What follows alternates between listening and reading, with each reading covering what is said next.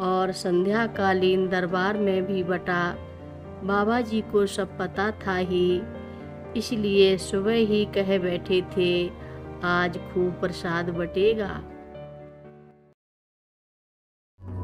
मंदाकिनी सलिल चंदन चर्चिताय नंदीश्वर प्रमथनाथ महेश्वराय मंदार पुष्प बहु पुष्प सुपूजिताय तस्मै मकाराय नमः शिवाय।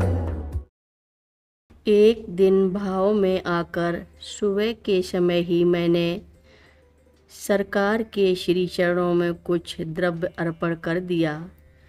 प्रसाद वितरण हेतु जिसे दादाजी को बुलाकर बाबा जी ने उन्हें सौंपते हुए विनोद में कहा, लो दादा, आज खूब प्रसाद बटेगा।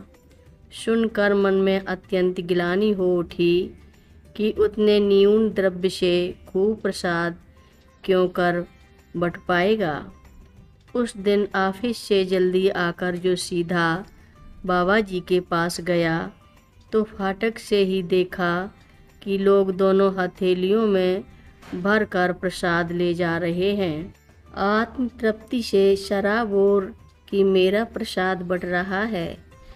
मैं जब भीतर गया तो 8-10 लोग और भी खड़े थे, हथेलियों में प्रसाद समेटे, तथा अन्य कुछ और भी पा रहे थे भरपूर प्रसाद। मेरे अल्प द्रव्य से इतना प्रसाद तभी घट घट के जाननिहार बाबा जी ने मुझसे डांट कर कहा, खड़े खड़े क्या देख रहे हो, दादाजी की मदद क्यों नहीं करते प्रसाद बांटने में।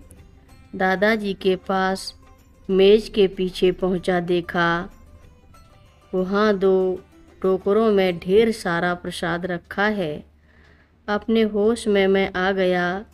तब मैं अब मुख्य तथ्य इस लीला का यह है कि वहाँ जंगलात विभाग का जो एक अफसर अपनी पत्नी के साथ, जिसकी गोद में 3-4 माह का एक बच्चा था, बाबा जी के श्री चरणों में बैठा था।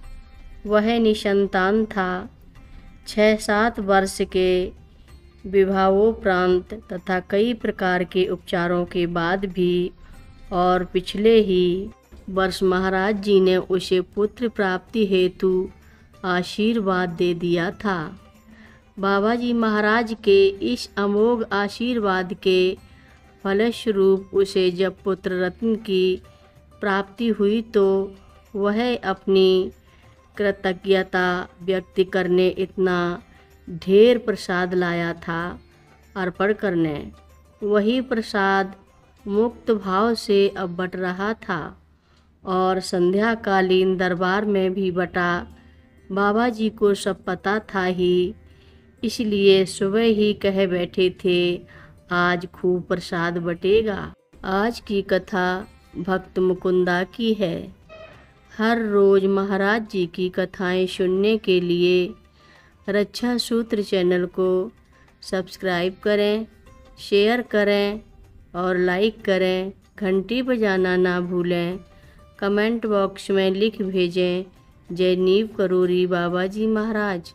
बोलो नीव करोरी बाबा जी महाराज की जय बोलो।